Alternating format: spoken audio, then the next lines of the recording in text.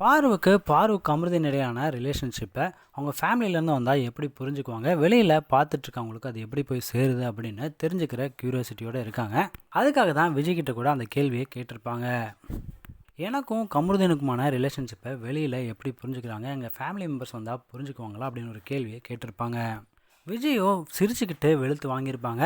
பாரு சின்ன வயசுலேருந்தே இப்படி தானே உங்கள் ஃபேமிலியில் எல்லோரும் புரிஞ்சுக்குவாங்க தானே அப்படின்னு ஒரு கேள்வியை கேட்க, ஆமான்னு சொல்ல முடியாமல் இல்லைன்னு சொல்ல முடியாமல் ஆமான்னே தலையாட்டுறாங்க பாரு.